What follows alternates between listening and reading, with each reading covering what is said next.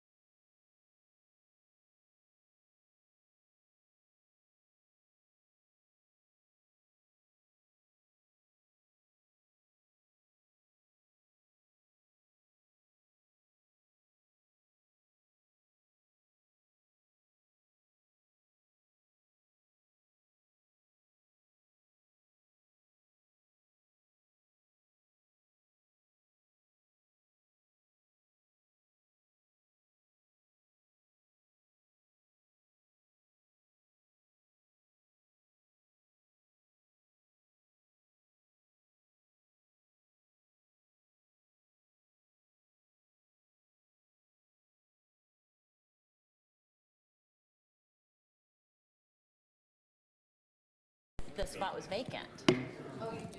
Good evening. This is Monday, December 18th, 2023. We're here for a governing body regular session meeting, and I will ask the clerk to please call the roll. Mayor Dunn is present and presiding. Councilmember Phila. Here. Councilmember Osman. Here. Councilmember Rawlings. Here. Councilmember Larson.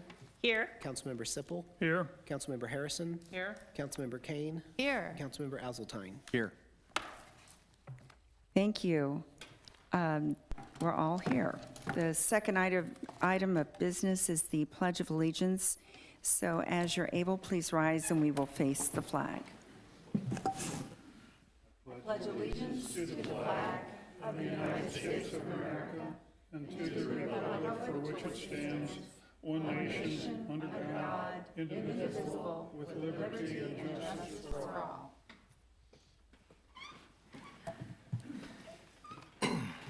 Thank you. The next item is the approval of the agenda. And under item 10, council members' report, Councilmember Andrew Osman is going to report on the menorah lighting and some Gezer region communication. Move for approval as amended. Second. Motion from Mr. Rawlings, second from Mr. Sipple. If there's no discussion, all in favor, please say aye. Aye. Any opposed, nay. It's approved unanimously. Thank you. We have no citizens who have signed in to speak this evening. We have no proclamation. We have no presentations or recognitions. We have no special business. We move now to consent agenda, items 8A through L. And I'll ask, is there anything anyone would like to pull for discussion? Ms. Larson. G, please. G, all right. That's me too. Anything else? Ms. Phila, also G.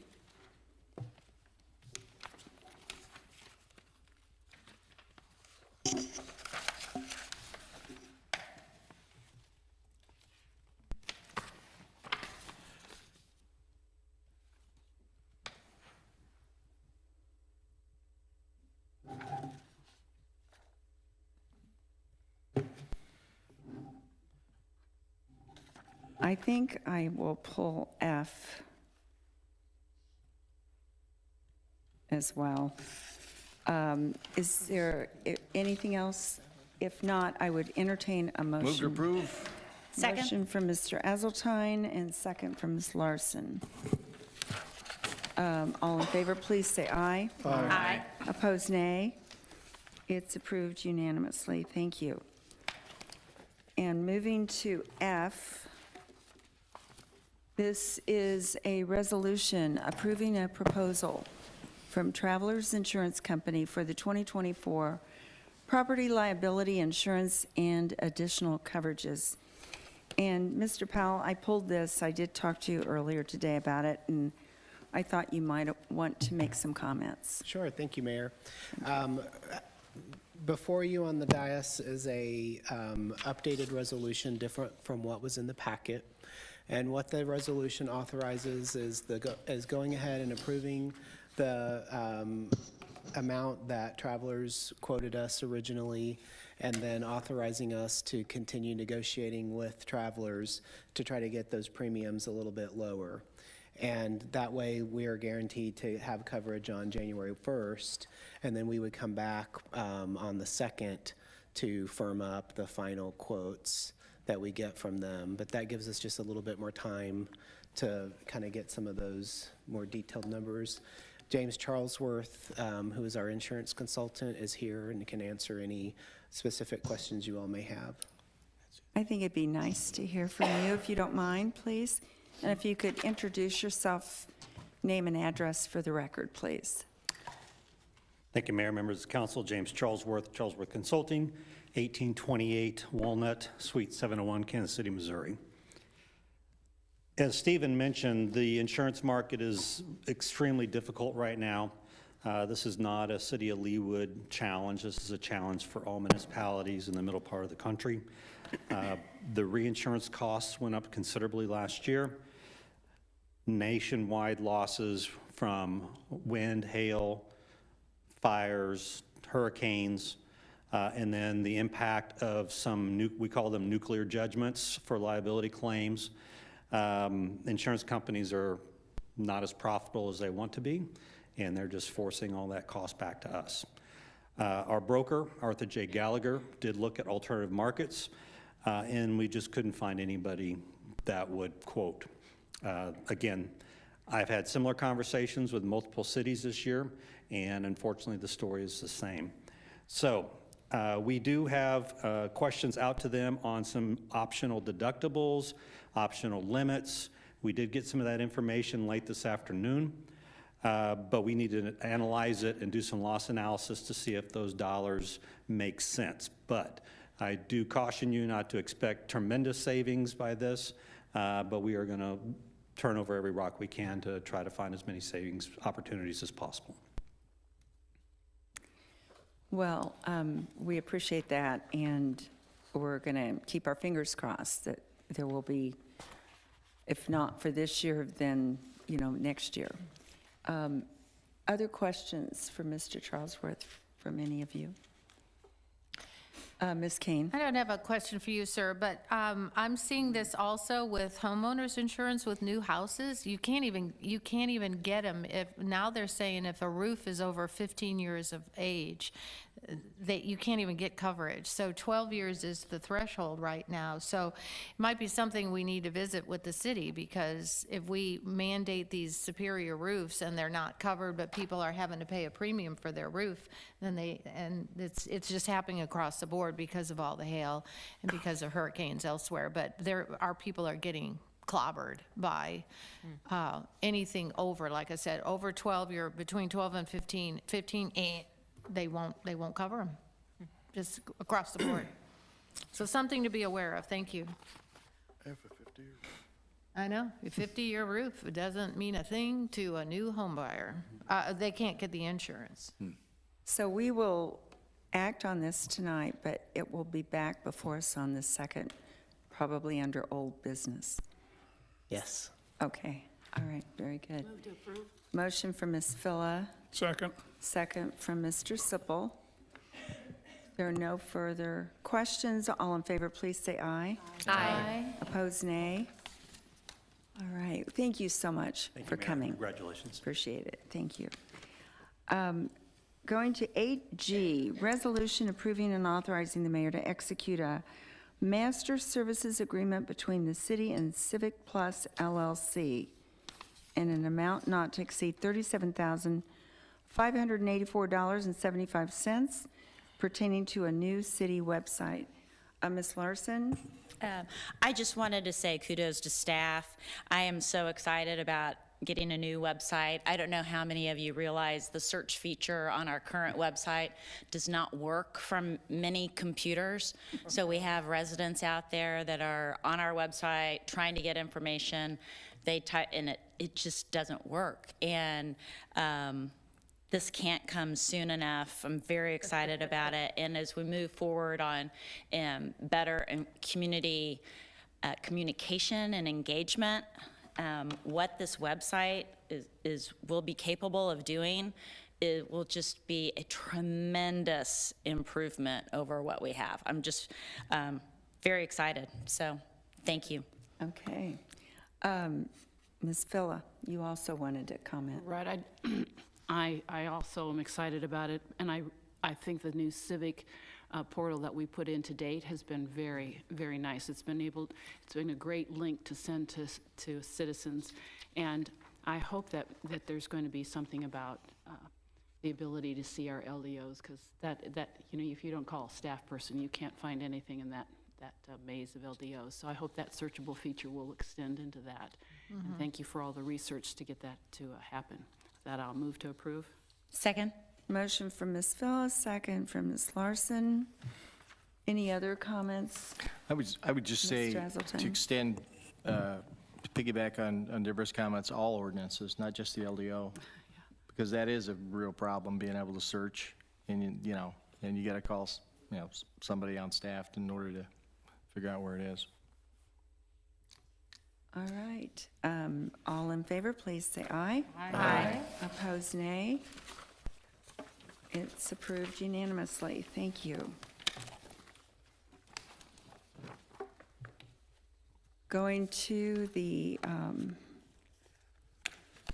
mayor's report. First of all, I would like to offer our sincere sympathies to the family and friends of our mayor-elect, Mark Elkins, on the passing of his father, Richard Dick Nelson Elkins, who was 89, passed away at his home in Manhattan, Kansas on Sunday, December 10th.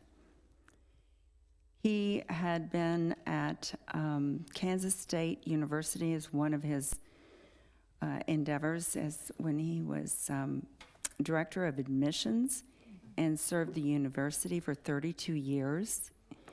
Upon his retirement there, he and his wife Arlene started an antique business, and he was quite the entrepreneur. And I know he'll be greatly missed by his wife, his son Mark, and daughter-in-law Jana, a daughter Marcia, and a daughter Michelle, and grandchildren and 4 great-grandchildren. So our sincere sympathies on your loss. Another passing that was sent to me just yesterday afternoon, a prolific Chicago sculptor whose public works explored civil rights, Richard Hunt, died at the age of 88. He was the first black sculptor to receive a solo retrospective at New York City's Museum of Modern Art, and whose public works drew praise from presidents. He's created more than 160 commissioned pieces of public art that are displayed nationwide, and one of those was our very first piece of public art, Growing, that is along our sculpture garden along Tomahawk Creek Parkway. And for years, right after we acquired it, it sat just to the north of the Pioneer Library. That's when Mr. Hunt came from Chicago for the dedication, and I had the pleasure of touring him around the Kemper Museum and the Nelson Art Gallery that afternoon he was in town, and he informed me of who the artist was of every piece he saw before we actually got close enough to read any of the plaques. So very talented individual, and our piece of art is now going up in value with his passing. I included in your packet your Johnson County Human Service Safety Net information. Council members Andrew Osmond, James Azeltine, and Jim Rawlings attended the annual meeting of United Community Services of Johnson County with me. And I wanted you all to have that information since we're part of that.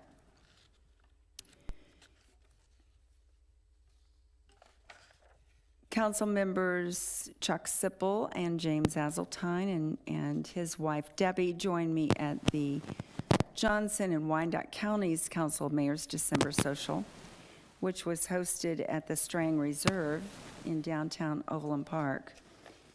And council members Andrew Osmond, Julie Kane, and James Azeltine joined me and Diane Stoddard at the Leawood Chambers annual meeting held at the venue in Leawood. Congratulations are also in order on our Employee of the Year. She's with the Fire Department, Brooke Harshaw.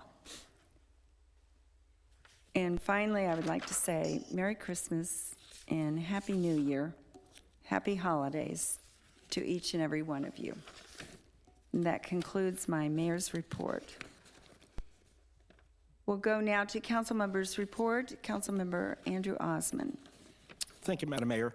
I just want to be brief. First, I wanted to thank all of staff, Stephen, Stacy, and the entire police department and fire department for putting on a great Hanukkah event in front of City Hall. We partnered with Chabad, and several hundred people were here for a gelt drop, lighting of the menorah, and was very touching to have two of the family members that were affected by the October 7th event that happened over in Israel light the Hanukkah menorah. The other thing that I wanted to discuss was we did get an email, and Stephen, if you could put that up, a thank you note from the City of the Gezer region on our donation along with Federation. And it's one of those things in which we actually saw where the money went immediately, and it was put into action. And so they sent a 2- or 3-page in Hebrew, but you could kind of see Leawood and Federation on there. So it was a nice gesture, and our thoughts are with everyone at our sister city. Thank you. And are we struggling to pull that up? We're struggling to pull it up. We are I struggling. will keep trying. I'm sorry. Ms. Stoddard did translate it into English for me, since I could not read the Hebrew. Should you rephrase that to Google Translate? I cannot take credit for that. That was someone with the Jewish Federation. Oh, was it? Well, I was very impressed, so I'm sorry. I would have just been quiet on that. I wouldn't have said anything. Yeah. A new talent. He didn't tell us. But it was a very nice note, and I know the photo's very good, too. I can run and get it off my flash drive, but it's not connected on this network. No, we all have it. So, Yeah, we all thank you. received it, so thank you. And thank you very much, Mr. Osmond, for your report and your participation in those events. Moving to City Administrator report, did you have anything? Mayor, thank you. Given that this is the last full meeting for you and 3 of the members of the council, I just wanted to take the opportunity on behalf of staff to thank all of you for your incredible service to the city of Leawood and your support of the staff. Combined, you all represent 88 years of experience.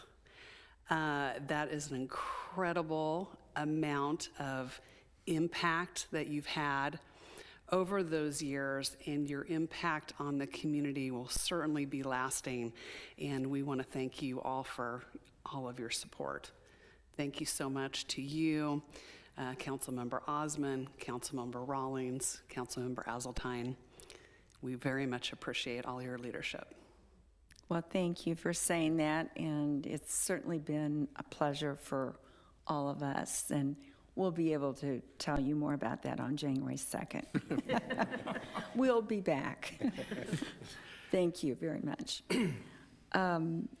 Staff reports, we do have Chief Finger. Are you planning to talk about encryption? Thank you, Madam Mayor. Yes, I would like to make a few comments about that, if I may. Chief Dale Finger. The main reason I'm bringing this topic to your attention is that we're following up on a mandate by the FBI with regard to the handling of criminal justice information. As you may or may not know, when our dispatchers dispatch a call or our officers respond to a call, we're providing information over radio transmissions about personal information, whether it be driver's license information, criminal justice history information, criminal history information, and the like over our primary radio channel. The FBI mandate requires that any personal data of that nature, if it's broadcast over police radios, be encrypted. And simply what that means is that those radio transmissions, after we become encrypted, technical term that I use is digital gobbledygook. Nobody will be able to understand what the dispatchers or officers are saying over the police radios. That has brought some concern from some citizens in Johnson County because, by the way, we're not the only police department doing this. The majority of police departments and school districts, police departments throughout Johnson County plan to go to encryption over their primary radio channels soon after the first of the year to comply with this mandate. The concern from citizens, a couple of things. The scanner groups, they're not going to be able to enjoy listening to police activity throughout the day, and so that's an enjoyment that's going to be taken away from them. Also, there's concern about police transparency as far as what are we doing, you know, in our daily activities.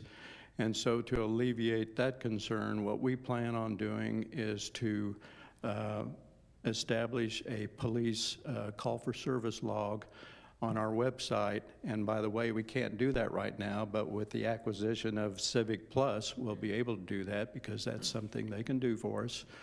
And we would model that log after what the Lenexa Police Department is currently doing. And simply what that is displaying when a call came in, what was it about, and the general location of the call and the disposition of the call.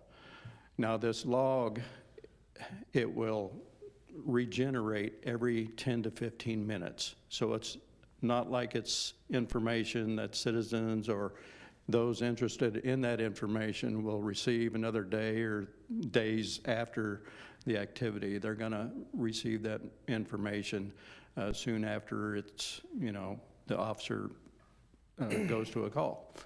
We're not going to do it for simple traffic stops, stuff of that nature.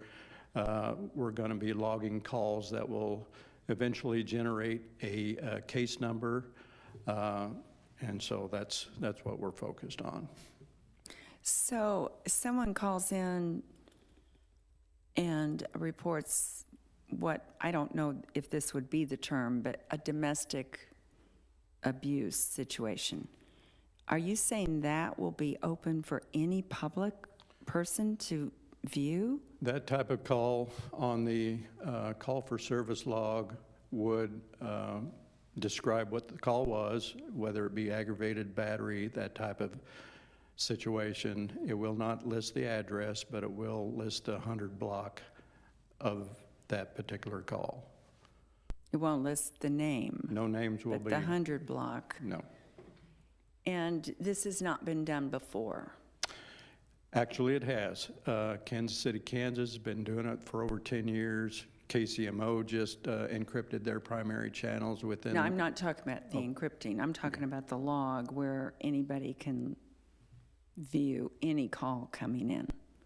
Not a traffic, but this is new for Leawood.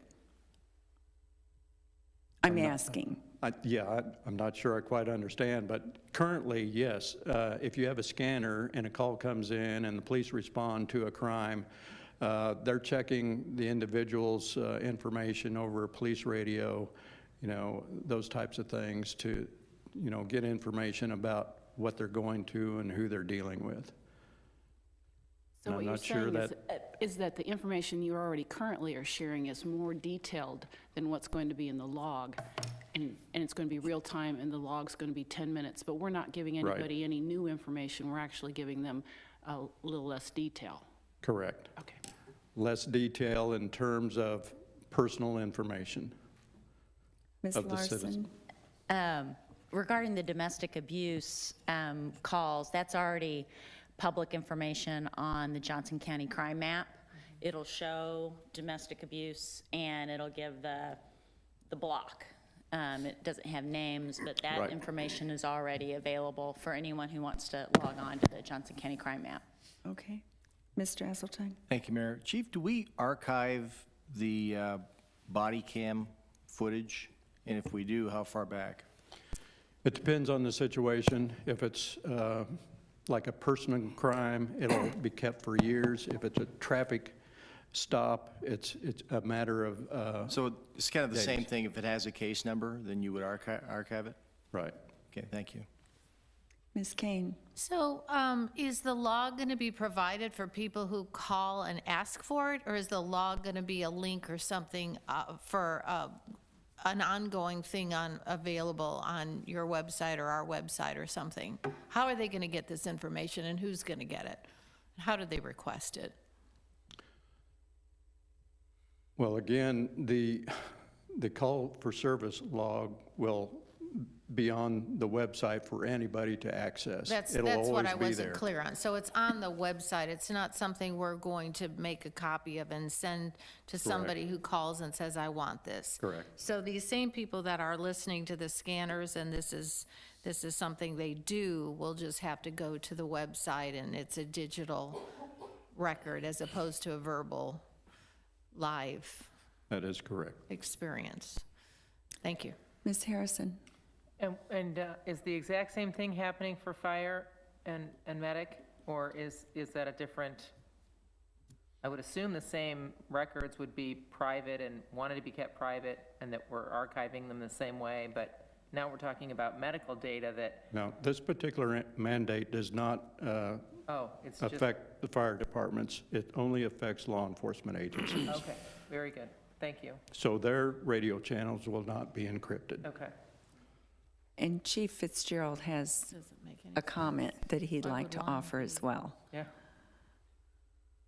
Just to point out, when you use the Pulse Point app, the one that alerts you to CPR in progress and things, it's actually got a running list of all calls we respond to in the county, including all of our fire and EMS with a general address and a call type and stuff. So that's not unusual. Anybody can access that. It's open to the public. Okay, thank you. Mr. Rawlings? Thank you, Madam Mayor. Chief, if some news media outlet, I guess they all have scanners to listen to the latest, looking for the latest story, does this law protect the city from any kind of people trying to give you a hard time or give the city a hard time on this? Is this a federal law that's been enacted that we must comply with? It's a federal law, regulations in terms of the FBI, who's a holder of criminal justice information, and it affects all law enforcement agencies throughout the United States. Again, Kansas City, Kansas has had encrypted channels for 10 years. KCMO, Lawrence Police Department has for many years been encrypted. So if someone wants to challenge the city with this law, we It's tell them to nothing call- new. Tell them to call Washington. It's nothing new. Thank you. One more. Mr. Asseltine. My guess is this is a privacy issue, because you start prosecuting cases, and then all of a sudden they say they invaded the suspect's privacy. Is that kind of how this came about? That's exactly how it came about, with personal information and privacy of citizens. Thank you. Okay, well, thank you for updating us and enlightening us on this. Thank you. Appreciate it. We have no committee recommendations this evening. We have no old business. We move now to item 15A under new business. Ordinance appropriating the amounts set up in each fund in the budget for fiscal year 2024, providing for the payment of all claims and charges against the accounts provided for therein, and approving and ratifying the payment of all claims against the accounts. Move to approve? Second? Motion from Ms. Phillips, second from Mr. Asseltine. We do this every year. Are there any questions? If not, roll call, please. Councilmember Phila, Aye. Councilmember Rawlings. Aye. Councilmember Sippel. Aye. Councilmember Kane. Aye. Councilmember Asseltine. Aye. Councilmember Harrison. Aye. Councilmember Larson. Aye. Councilmember Osmond. Aye. It's approved unanimously. Thank you. 15B is to schedule a governing body meeting on Tuesday, January 2nd, 2024 at 7 p.m. Move for approval. Second. Motion from Mr. Rawlings, second from Mr. Asseltine. I'm assuming that everyone's going to be here at that meeting. I haven't heard from anyone that isn't. Wouldn't miss. I will be on Zoom that evening. Oh, I apologize. That's all I'll right. be here, but I'll be on a screen. okay. I just hadn't heard that, so thank you for sharing. If there's no other discussion, all in favor, please say aye. Aye. Opposed, nay. It's approved unanimously. Thank you. 15C is scheduled governing body meeting on Tuesday, January 16th, 2024 at 7 p.m. Move to approve? Motion from Ms. Phila, Second. second Wait a from... second, I can't make it that night. I think it's a good thing. You can because still vote for the I rest don't of us think to be they here, right? they would have you. Busy, I'm very busy. They that would night. have you. Was that a second from Mr. Sippel? Is that who that was? That mean we shouldn't Yes. vote if we're not going to be here? No. I have to recuse myself as well. Yeah. Any other discussion, lively discussion? All in favor, please say aye. Aye. Opposed, nay. It's approved unanimously. Thank you. And 15C is to schedule the Land Bank meeting on Tuesday, January 16th, 2024, at 7 p.m. it says, but it's immediately following the regular governing body meeting. So sometimes it's the next day, you know. You never know how long those meetings will go. This one stings, since I just got appointed as vice chairman, and I've never been to a meeting. So, You know, we could change the code. But it looks good on your bio. That's why you wanted to be My vice resume, chairman. yeah. Move to approve? I don't think we have, okay. Second. Ms. Phila made the motion to approve, it's second from Ms. Harrison. Any other discussion? All right, all in favor, please say aye. Aye. Opposed, nay. All right, having no further business to come before this group, we are adjourned.